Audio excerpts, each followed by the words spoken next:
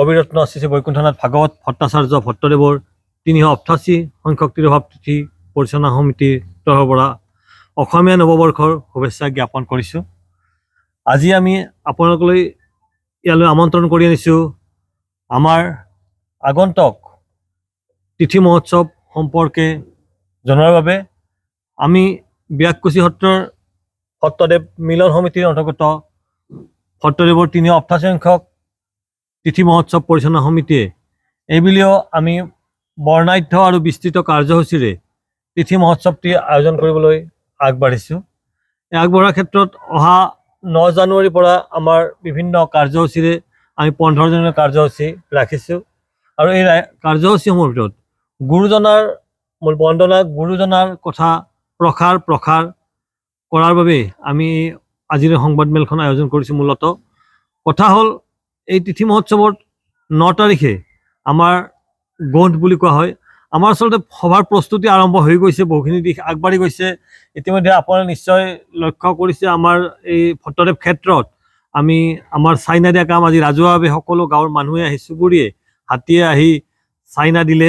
সভাৰ এটা আহি গ'ল আমাৰ উৎসুকতা, সকলোৰে আহি মানুহবিলাক আজি কামত ব্যস্ত হৈ গৈছে। আৰু আমি সেইমতে পৰিচালনা সমিতিৰ বিভিন্ন প্ৰস্তুতি লৈছোঁ। 9 জানুৱাৰীত আমাৰ গন্ধৰ উৎসৱ থাকিব। সেইদিনা গন্ধৰ দিনাখন আমি আমাৰ গোসাঁই চাৰিওপিনে বাসুদেৱ বিগ্ৰহ থাকে। আমাৰ সত্ৰৰ বাসুদেৱ বিগ্ৰহ আমি সন্ধিয়া প্ৰদক্ষিণ কৰিম। ঢুলীয়া থাকিব, তাতে ঢুলীয়াৰ দ্বাৰা আমাৰ মহখুলিৰ মা সৰস্বতী ঢুলীয়া থাকিব। মা সৰস্বতী ঢুলীয়া আমাৰ অংশগ্ৰহণ কৰিব। লগতে আমি এটা কাৰ্যসূচী ৰাখিছোঁ, অসমীয়াৰ হিয়াৰ আমঠু যুগজয়ী প্ৰাণৰ শিল্পী জুবিন গাৰ্গৰ শ্ৰদ্ধাঞ্জলি অনুষ্ঠান আমি গন্ধৰ দিনাখনে সন্ধিয়া 6 বজাত ৰাখিছোঁ। আৰু সিদিনাৰ কাৰ্যসূচীৰ পিছতে আমাৰ পৰৱৰ্তী কাৰ্যসূচী আমি লৈছোঁ। ৰাতিপুৱাই হ'ব আমাৰ গাঁৱলীয়া ভাষাত পুৱাৰাতীয়া গীত পৰিৱেশন। তাৰপিছতে হ'ব গোটেই গাঁও অঞ্চলতে, আমাৰ গোটেই গাঁওখনতে প্ৰভাত ফেৰী অনুষ্ঠান হ'ব। প্ৰভাত ফেৰী অনুষ্ঠানৰ পিছত আমাৰ ৰাতিপুৱা 8 বজাৰ পৰা ভাগৱত শোভাযাত্ৰা আৰম্ভ হ'ব। গোটেই ভাগৱতখন লৈ আমাৰ গাঁৱৰ পৰা সকলোৱে, আমাৰ আয়তীসকল, বিভিন্ন নাম পাৰ্টি, বিভিন্ন সাংস্কৃতিক গোষ্ঠী, আমাৰ সকলোৱে সহযোগ কৰি আমি গোটেই গাঁওখন ভাগৱত পাঠ কৰাম। আৰু এই গুৰুৰ তিথিৰ দিনাখন গুৰুৰ বংশৰ যিসকল ব্যক্তিয়ে তেওঁলোকৰ নিজ গৃহত গুৰুজনাৰ নামত শ্ৰাদ্ধ কৰিব, তেওঁলোকে পিণ্ড প্ৰদান কৰিব। যিটো আমাৰ বৈদিক ৰীতিমতে পিণ্ড প্ৰদান কৰা হয়, সেইখিনি তেওঁলোকৰ তাত হ'ব। আমাৰ নামঘৰত নাম প্ৰসংগ, গুৰু বন্দনাই হ'ব। ভাগৱত শোভাযাত্ৰা অহাৰ লগে লগে আমাৰ নাম প্ৰসংগ হৈ প্ৰসাদ বিতৰণ কাৰ্যসূচী হ'ব। আৰু তাৰ লগতে যিহেতুকে সিদিনাখন অসম সাহিত্য সভাই 2015 চনত ঘোষণা কৰিছে গদ্য সাহিত্যৰ দিৱস। গুৰুজনাৰ তিথিৰ দিনাখনে গদ্য সাহিত্যৰ দিৱসটো আয়োজন কৰিছে। আৰু সেই দিনাখন আমি আমাৰ ইয়াতো গুৰুজনাক স্মৰণ কৰি এখন সোঁৱৰণী সভা আহ্বান কৰিছোঁ। আমি সোঁৱৰণী সভাৰ বাবে বিশেষ আমন্ত্ৰণ কৰিছোঁ আমাৰ শ্ৰদ্ধাৰ ৰাষ্ট্ৰপতি পদকপ্ৰাপ্ত বিশিষ্ট সাহিত্যিক ডক্টৰ দেৱেন চন্দ্ৰ দাস ডাঙৰীয়া, যাক সুদামা বুলি জানে। তাৰপিছত আমি আমন্ত্ৰণ কৰিছোঁ ভৱানীপুৰ আঞ্চলিক মহাবিদ্যালয়ৰ অৱসৰপ্ৰাপ্ত অধ্যাপক শ্ৰী খনীন তালুকদাৰ ডাঙৰীয়াক, পাটবাউসী সত্ৰৰ সত্ৰাধিকাৰ শ্ৰীযুত ভাস্কৰজ্যোতি গোস্বামী ডাঙৰীয়াক আমি আমন্ত্ৰণ কৰিছোঁ। আৰু আমি আমন্ত্ৰণ কৰি থৈছোঁ, তেখেতে আমাক যদিও নিশ্চিত দিব পৰা নাই, অসম ভাৰতীয় জনতা পাৰ্টীৰ সভাপতি শ্ৰদ্ধাৰ দিলীপ শইকীয়া ডাঙৰীয়াকো তেখেত নিশ্চিত হোৱা নাই যে আহিব পাৰিব নোৱাৰে, তেওঁ কনফাৰ্মেশ্যন দিয়া নাই। আমি আমন্ত্ৰণ কৰিছোঁ।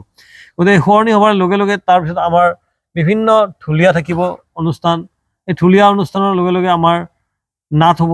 আমাৰ যিটো আমাৰ গাঁৱলীয়া ভাষাত কৈছোঁ খোলা নাটক, এই যাত্ৰাবাৰ্তি নাটক আমাৰ হ'ব। এতিয়া প্ৰথম দিনাই আমাৰ ব্যাকুচিৰ দৈপায়ন গোষ্ঠীয়ে নাট প্ৰদৰ্শন কৰিব। আৰু তাৰ পৰৱৰ্তী লগে লগে পৰৱৰ্তী দিনত অসমৰ ভ্ৰাম্যমাণ জগতৰ নাম থকা নাট্য দল ৰাজতিলক থিয়েটাৰে নাট প্ৰদৰ্শন কৰিব দিনা।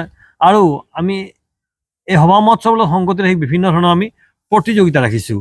এই প্ৰতিযোগিতাসমূহৰ ভিতৰত ছাত্ৰ ছাত্ৰীসকলৰ বাবে আমি কুইজ প্ৰতিযোগিতা ৰাখিছোঁ। আৰু গুৰুজনাৰ কথা জনাৰ বাবে, সকলোৱে জনাৰ বাবে ভট্টদেৱৰ ওপৰত এটি বক্তৃতা অনুষ্ঠান প্ৰতিযোগিতা কৰি ৰাখিছোঁ। আমি সকলো ব্যাকুচিবাসীৰ অন্তত যে ল'ৰা ছোৱালীখিনিয়ে কিন্তু ভালদৰে জানে, সেইকাৰণে আমি তেনেকুৱা এটা প্ৰয়াস কৰি সমিতিৰ তৰফত তেনেকুৱা অনুষ্ঠান ৰাখিছোঁ। তাৰপিছত আপোনাৰ আমি নাটক প্ৰদৰ্শন হ'ব, ঢুলীয়া থাকিব, সেনেদৰে ঢুলীয়াবিলাক থাকিব, যাত্ৰাপাৰ্টি থাকিব।